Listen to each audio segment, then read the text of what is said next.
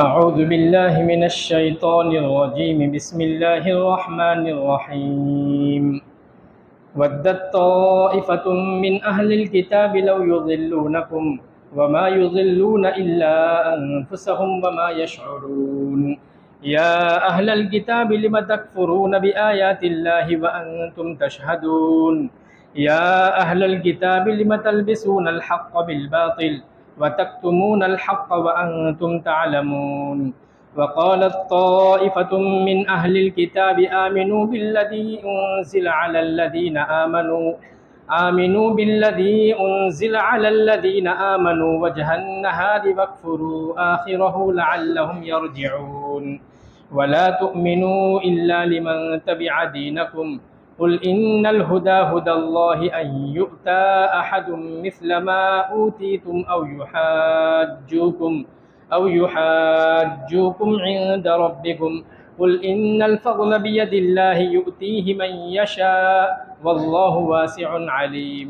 يختص برحمته من يشاء والله ذو الفضل العظيم صدق اللہ العظیم۔ محترم بزرگوں، گزشتہ درس میں یہ تذکرہ ہوا تھا کہ یہود اور نصارہ ان کا آپس میں یہ جھگڑا تھا کہ یہود کہتے تھے کہ حضرت ابراہیم علیہ السلام یہودی تھے، اور نصارہ کہتے تھے کہ حضرت ابراہیم علیہ السلام نصرانی تھے۔ اللہ تبارک و تعالیٰ نے ان دونوں گروہوں کی تردید فرمائی تھی اور فرمایا کہ ابراہیم علیہ السلام نہ تو یہودی تھے اور نہ نصرانی تھے، ما کان ابراہیم یہودیا ولا نصرانیہ، بلکہ وہ تو حنیف مسلم تھے، ولیکن کان حنیفا مسلما، کیونکہ یہودیت اور نصرانیت اس کی کوئی حقیقت نہیں، بلکہ یہ تو توریت اور انجیل کی ایک بگڑی ہوئی شکل کا نام ہے۔ اہل کتاب نے تورات اور انجیل میں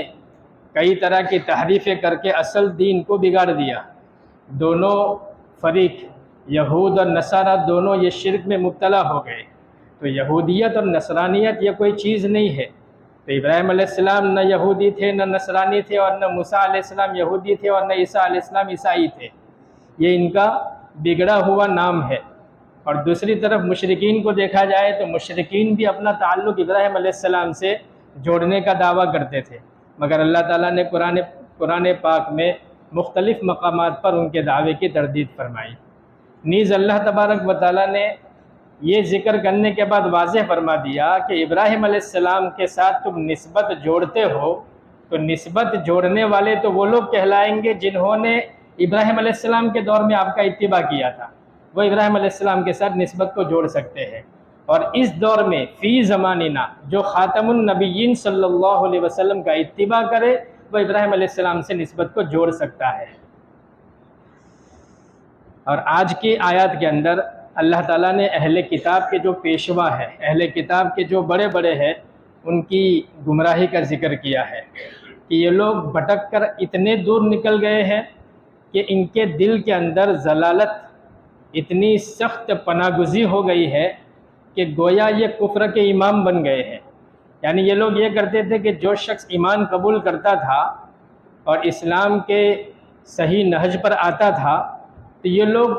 ان مسلمانوں کو گمراہ کرنے کی کوشش کرتے تھے۔ تو اللہ تبارک و تعالیٰ نے اہل کتاب کی مومنین کے ساتھ جو سازش تھی اس کا آج ذکر کیا ہے۔ وَدَّتْ طَائِفَةٌ مِّنْ أَهْلِ الْكِتَابِ لَوْ يُضِلُّونَكُمْ، دل سے چاہتے ہیں بعض لوگ اہل کتاب میں سے اس امر کو کہ تم کو گمراہ کر دے۔ وَمَا يُضِلُّونَ إِلَّا أَنفُسَهُمْ، اور وہ کسی کو گمراہ نہیں کر سکتے مگر خود اپنے آپ کو۔ وَمَا يَشْعُرُونَ، اور اس کی اطلاع نہیں رکھتے۔ یعنی اہل کتاب کی سازش یہ تھی، ان آیات کے شان نزول میں لکھا ہے کہ بعض یہود مسلمانوں میں سے، صحابہ میں سے، جیسے کہ حضرت عمار کو، حضرت حذیفہ کو اور حضرت معاذ رضی اللہ عنہم کو بہکا کر اپنے دین میں داخل کرنے کی انہوں نے دعوت دی تھی۔ تو اس پر یہ آیات نازل ہوئی اور بتلایا گیا کہ بعض اہل کتاب یہ چاہتے ہیں کہ جس طرح وہ خود گمراہ ہے مسلمانوں کو بھی راہ حق سے ہٹا دے، لیکن مومنین ان کی جال میں پھنسنے والے نہیں ہے۔ اللہ تعالیٰ یہ واضح فرما رہے ہیں کہ چاہے وہ بھٹکانے کی کوشش کر رہے ہیں لیکن یہ صحابہ پکے ہیں، ان کی جالوں میں پھنسنے والے نہیں ہیں، البتہ یہ خود اپنی گمراہی کے وبال میں مزید اضافہ کر رہے ہیں۔ ان کی یہ گمراہ کن کوششوں کا ضرر کسی دوسرے کو تو کیا پہنچے، خود انہی کو وہ پہنچے گا، وہم وما یشعرون، کہ وہ اس کو سمجھتے نہیں ہیں۔ پھر اہل کتاب کی خیانت اللہ تبارک و تعالیٰ نے واضح فرمائی، ان کا فریب ذکر کیا کہ یہود نے ایک اسکیم بنائی تھی۔ کیا بنائی تھی؟ کہ اسکیم بنائی تھی، اس کا مقصد یہ تھا کہ اسلام کے وقار کو لوگوں کے دلوں میں مجروح کیا جائے، مسلمانوں کو اسلام کی طرف سے بدظن کیا جائے۔ تو ان کا منصوبہ اور ان کا پلان اور ان کی اسکیم یہ تھی کہ وہ لوگ صبح کے وقت ظاہراً اسلام قبول کرنے کا دعویٰ کرتے تھے،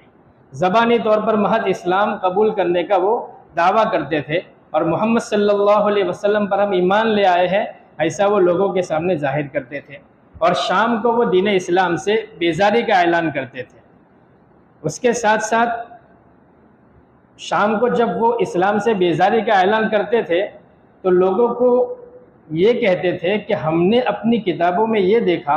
اور ہم نے اپنے علماء سے پوچھا تو ہم کو معلوم ہوا کہ یہ نبی جو ہے، یہ نبی برحق نہیں ہے جس کی بشارت ہماری کتابوں میں دی گئی تھی، اور تجربے سے بھی،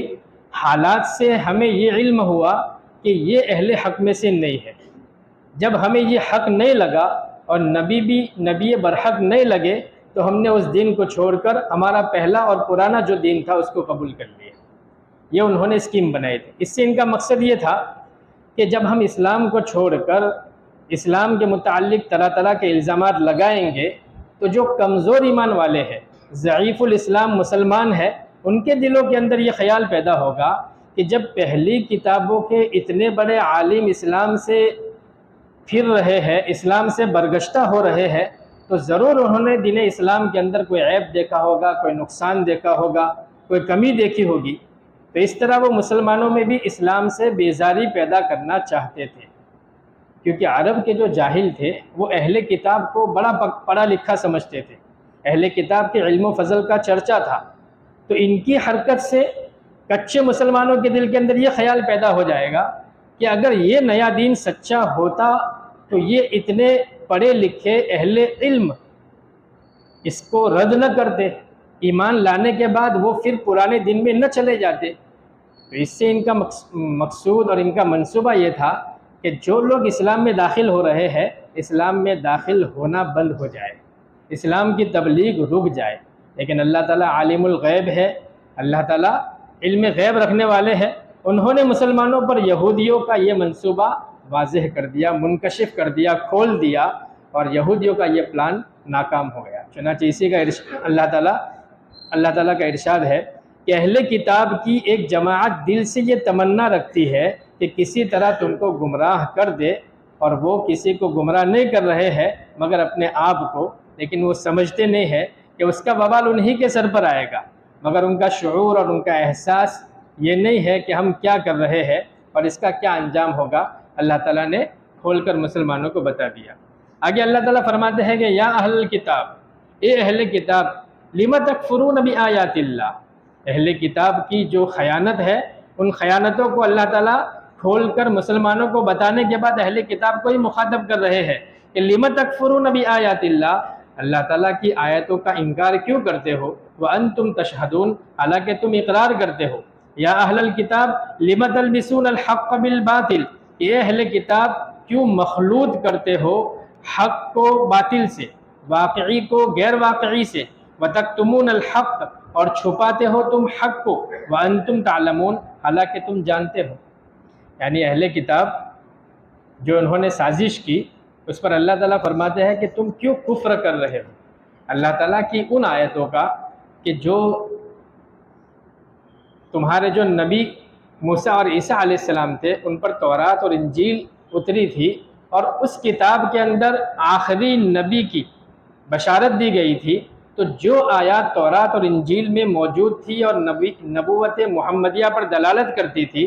تم نبی پاک صلی اللہ علیہ وسلم کی نبوت کا ان آیات کو ماننے کے باوجود انکار کیوں کرتے ہو، ان آیات کی تکذیب کیوں کرتے ہو؟ تورات اور انجیل کی آیات بھی یہ اللہ تعالیٰ کی آیات تھی، اللہ تعالیٰ کی آیات کا انکار کرنا یہ کفر ہے، حالانکہ تم اپنی زبان سے اقرار کرتے ہو کہ تورات اور انجیل کی آیات برحق ہے، ان آیات کو برحق ماننے کے باوجود آخری نبی کا انکار کرنا یہ تو کفر ہے۔ تو اے اہل کتاب، تم کیوں مخلوط کرتے ہو حق کو باطل کے ساتھ؟ ایک طرف تم آیات کو حق بھی سمجھتے ہو اور نبی کو تم باطل بھی سمجھتے ہو، تو تم حق کو چھپا رہے ہو، سچی بات کو چھپاتے ہو، حالانکہ تم جانتے ہو کہ یہ حق ہے، یہ باطل ہے، اور یہ جاننے کے باوجود حق کو چھپانا اور حق کو باطل کے ساتھ مخلوط کرنا یہ تو بہت بڑا جرم ہے۔ یعنی اہل کتاب، تم علماء توریت کے، تمہارے جو علماء ہیں توریت کے جاننے والے یا انجیل کے جو جاننے والے ہیں، ان کے متعلق تو اللہ تعالیٰ نے قرآن میں یہ بتا دیا کہ انہوں نے تو اپنی کتابوں میں تحریف کر دی ہے، کیونکہ ان کے جو علماء تھے بعض تو آیتوں کو حذف کر دیتے تھے دنیاوی اغراض کے خاطر، اپنے مطلب کے خاطر آیات کو ہی اڑا دیتے تھے، یا بعض ایسے تھے کہ جو آیات میں الفاظ کا رد و بدل کر دیتے تھے، بعض ایسے تھے کہ جو معنوی تحریف کرتے تھے، معنوں میں پھر بدل کر دیتے تھے، اور بعض ایسے تھے کہ آیتیں موجود ہونے کے باوجود حق بات لوگوں کو بتاتے نہیں تھے اور چھپاتے تھے۔ جیسے کہ پیغمبر علیہ السلام کی بشارت توریت اور انجیل میں اللہ تعالیٰ نے دی کہ محمد صلی اللہ علیہ وسلم آخری نبی ہے، سچے نبی ہے، اور جن کے متعلق اللہ تعالیٰ نے موسیٰ علیہ السلام سے وعدہ کیا تھا کہ بنی اسرائیل میں سے تمہارے جیسا نبی میں برپا کروں گا اور اس کے منہ میں اپنا کلام ڈالوں گا، اللہ تعالیٰ نے قرآن میں فرمایا ہے۔ تو قرآن پاک اللہ تعالیٰ نے جو نبی کو دیا وہ اللہ کا کلام ہے، اور محمد صلی اللہ علیہ وسلم سچے نبی ہے جس کی بشارت موسیٰ علیہ السلام کو دی گئی تھی، اور اس نبی کو تم ایسا جانتے ہو جیسے اپنے اولاد کو جانتے ہو، یعرفونہ کما یعرفون ابناءہم۔ اور ایک جگہ قرآن میں سورہ اعراف میں اللہ نے بتایا کہ یجدونہ مکتوبا عندہم فی التوراۃ والانجیل، کہ اہل کتاب حضور نبی کریم صلی اللہ علیہ وسلم کی صداقت کے متعلق تورات اور انجیل میں لکھا ہوا پاتے ہیں، لیکن اس کے باوجود اپنی ضد، اپنی عناد، اپنی سرکشی اور اپنی ذہنی فساد کی وجہ سے ان پر ایمان لانے کے لیے تیار نہیں ہے۔ تو اللہ تعالیٰ نے فرمایا لِمَ تَلْبِسُونَ الْحَقَّ بِالْبَاطِلِ وَتَكْتُمُونَ الْحَقَّ وَأَنْتُمْ تَعْلَمُونَ، یعنی تم تورات وغیرہ کے قائل ہو کہ ہم تورات کے ماننے والے ہیں، پیغمبر عربی صلی اللہ علیہ وسلم اور قرآن کریم کی متعلق بشارت تمہاری کتابوں میں دی گئی ہے، تم دل سے اس کو سمجھتے ہو، اپنی تنہائی میں، اپنی خلوتوں میں، آپس میں تم ان کا اقرار بھی کرتے ہو، لیکن کھلم کھلا قرآن پر ایمان لانے اور نبی پاک صلی اللہ علیہ وسلم کی صداقت کا اقرار کرنے سے تمہیں کون سی چیز مانے ہے؟ اللہ تعالیٰ فرماتے ہیں خوب سمجھ لو، قرآن کا انکار کرنا یہ پچھلی کتابوں کا بھی انکار کرنا ہے۔ تورات اور انجیل پر تم بظاہر یہ کہتے ہو کہ ہم ان کی آیات کو مانتے ہیں، لیکن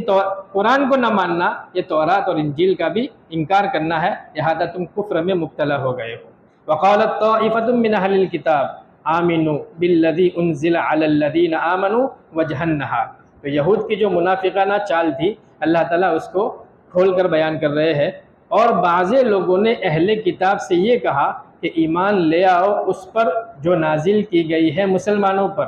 وجہ النہار شروع دن میں، وَاکْفُرُوا آخرہ اور انکار کر بیٹھو آخری دن میں، لعلہم یرجعون عجب کیا کہ وہ پھر جاوے۔ یعنی ان کی چالاکی اور خیانت اللہ نے یہ بیان کی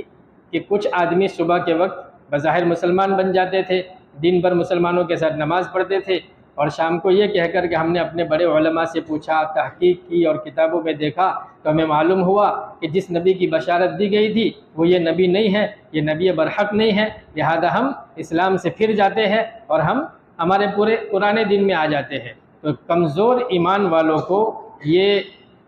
ایمان سے برگشتہ کرنے کے لیے اور نئے جو جاہل ہے وہ ایمان میں داخل نہ ہو، یہ پلان سوچ کر اور یہ اسکیم سوچ کر انہوں نے یہ چال چلی تھی۔ تو اللہ تبارک و تعالیٰ نے ان کی چال کو واضح کر دیا۔ کتابوں میں لکھا ہے کہ یہود منافقت میں سب سے آگے رہے ہیں، اور ان کی چال صرف حضور کے زمانے تک محدود نہیں تھی، بعد کی صدیوں میں بھی ان کی چالیں رہی۔ جیسے ایک مثال کہ اسپین میں جب مسلمانوں کا عروج تھا، تقریباً 12ویں صدی یعنی 1101 سے لے کر 1200 ہجری تک کا جو دور تھا، 12ویں صدی میں اسپین میں اسلامی حکومت تھی۔ تو اسلامی حکومت تھی، لیکن وہ یہ سمجھ کر کہ ہم پر مسلمان ظلم کر رہے ہیں، اگرچہ یہ مظالم فرضی تھے، انہوں نے اپنی طرف سے یہ گڑھ لیا تھا، لیکن دل میں یہ تھا کہ ہم ان کے ماتحت رہتے ہوئے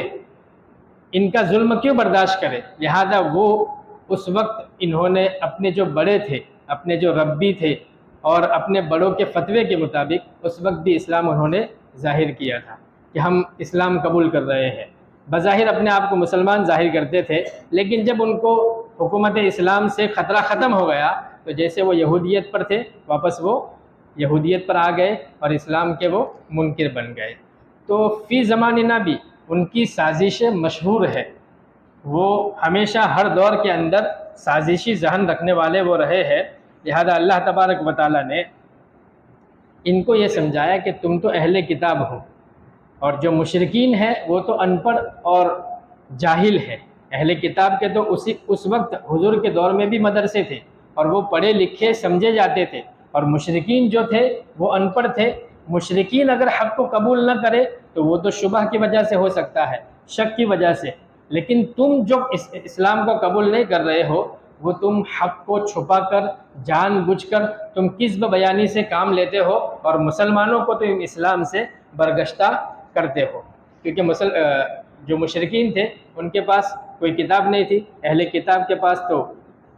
یہودیوں کے پاس توریت تھی اور نصرانی اور عیسائیوں کے پاس انجیل تھی، لیکن جان بوجھ کر وہ گمراہی میں پڑے ہوئے تھے۔ اب جو جان بوجھ کر گمراہی میں پڑے تو اس کا کوئی علاج ممکن نہیں۔ بعض مرتبہ مکہ والے مشرکین ان یہودیوں سے اور ان نصرانیوں سے پوچھتے تھے کہ ہمارا مذہب اچھا ہے کہ مسلمانوں کا مذہب اچھا ہے؟ تو یہ لوگ کیا کہتے تھے کہ تمہارا مذہب اچھا ہے، یعنی تم ابھی جو پرانے مذہب پر ہو وہی مذہب تمہارا اچھا ہے۔ حالانکہ وہ لوگ اہل کتاب تھے اور اسلام کے متعلق جانتے تھے، آخری نبی کو پہچانتے تھے، لیکن اس کے باوجود مسلمانوں کے خلاف اتنی نفرت تھی کہ وہ انبیاء کی تاریخ کو چھپا کر ان مشرکین کو بھی اسلام سے برگشتہ کرتے تھے۔ تو یہود و نصارہ کی سازش ہر دور میں رہی ہے، اور فی زماننا بھی یہود اور نصارہ سازش میں عروج پر ہے، لیکن بہت کم لوگ ہیں جو ان کی سازشوں کو سمجھ سکتے ہیں۔ لوگ کیا سمجھتے ہیں کہ وہ ترقی یافتہ لوگ ہیں، لہذا وہ جو کچھ کہتے ہیں درست ہے، لیکن بات ایسی نہیں ہے۔ اللہ تعالیٰ حق اور باطل کے پہچاننے کی ہمیں توفیق عطا فرمائے۔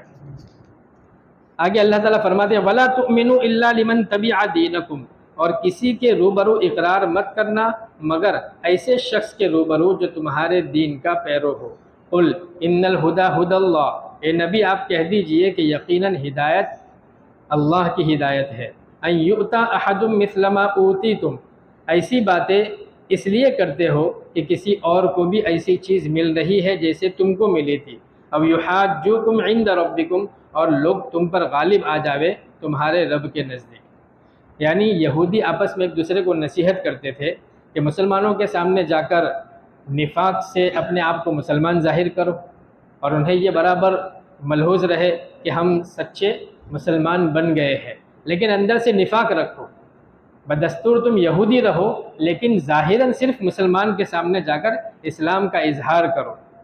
اللہ تعالیٰ فرماتے ہیں کہ ظاہری طور پر ان کا ایمان لانا اور اپنے آپ کو مسلمان بتانا، ایک وجہ اس کی یہ بھی تھی کہ یہودی خود یہ چاہتے تھے کہ ہمارے مذہب والے اسلام میں داخل نہ ہو جائیں، تو اپنے مذہب والوں کو محفوظ کرنا اور یہودیوں کی حفاظت مقصود تھی۔ اس وجہ سے وہ یہودی آپس میں ایک دوسرے کے سامنے تذکرہ کرتے تھے کہ ہم ایمان لاوے لیکن ہم پرانے دین پر ہی رہیں گے، بظاہر ہم مسلمان ہونا ظاہر کریں گے۔ اللہ تعالیٰ فرماتے ہیں قُلْ إِنَّ الْهُدَى هُدَى اللَّهِ، یعنی ہدایت تو اللہ کے دینے سے ملتی ہے۔ جس کے دل میں اللہ تعالیٰ نے ہدایت کا نور ڈال دیا تو تمہاری ان پرفریب چال بازوں سے وہ گمراہ ہونے والے نہیں ہیں۔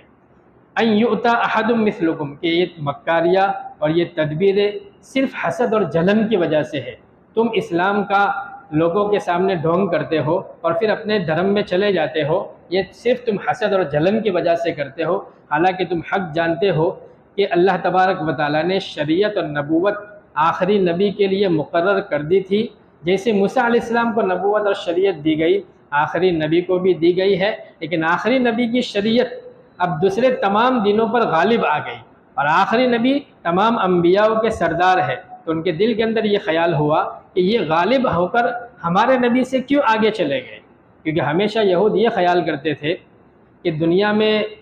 ہماری قوم جو ہے علم اور شریعت کے اعتبار سے سب سے بڑی ہوئی ہے، علم اور شریعت کے ہم گویا مالک ہیں، اجارہ دار ہے۔ تورات ہم پر اتری، موسیٰ علیہ السلام جیسے اولو العزم پیغمبر ہم میں پیدا ہوئے، اور عرب تو امی قوم ہے، تو وہ فضیلت میں ہم سے آگے کیوں بڑھ جائے؟ تو یہ حسد اور جلن کی وجہ سے وہ یہ چال بھی چلتے تھے اور دوسرے لوگوں کو ایمان سے برگشتہ کرتے تھے۔ لیکن اللہ تبارک و تعالیٰ نے تورات میں ہی واضح فرما دیا تھا کہ انا ارسلنا الیکم رسولا شاہدا علیکم کما ارسلنا الی فرعون رسولا، کہ اللہ تعالیٰ بنی اسرائیل کے بھائیوں یعنی بنی اسماعیل میں سے ایک موسیٰ علیہ السلام جیسا پیغمبر جو صاحب شریعت ہوگا اور وہ رسول ہوگا، اللہ تعالیٰ اس نبی کو مبعوث فرمائیں گے اور اپنا کلام اس کے منہ میں ڈالیں گے۔ یہ اللہ تعالیٰ نے قرآن میں فرما دیا۔ لیکن یہ بات وہ جانتے تھے، اس کے باوجود بھی وہ چال چلتے تھے۔ لیکن اللہ تبارک و تعالیٰ جس کو فضیلت دینا چاہے،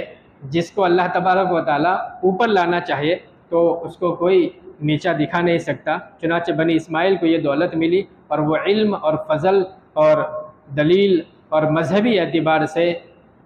عیسیٰ علیہ السلام اور موسیٰ علیہ السلام کی شریعت سے میدان مار گئے، اور آخری نبی کی شریعت وہ تمام دنیا کی قوموں کی شریعت سے سبقت لے گئی۔ یہ اللہ تعالیٰ کا فضل ہے۔ قل ان الفضل بید اللہ، کہ نبی آپ کہہ دیجئے کہ بے شک فضل تو خدا کے قبضے میں ہے، یؤتیہ من یشاء، وہ اس کو جسے چاہے عطا فرما دے، واللہ واسع علیم، اللہ تعالیٰ بڑی وسعت والے ہیں، خوب جاننے والے ہیں۔ یختص برحمتہ من یشاء، خاص کر دیتے ہیں اپنی رحمت کے ساتھ جس کو چاہے، واللہ ذو الفضل العظیم، اور اللہ تعالیٰ بڑے فضل والے ہیں۔ یعنی اللہ تعالیٰ کے خزانے میں کوئی کمی نہیں ہے، اللہ ہی کو خبر ہے کہ کس کو کیا دینا ہے، کس کو اونچا کرنا ہے، کس کو عروج پر لے جانا ہے۔ نبوت کے اعتبار سے، شریعت کے اعتبار سے، ایمان اور اسلام کے اعتبار سے، مادی اور روحانی فضائل کے اعتبار سے اللہ تعالیٰ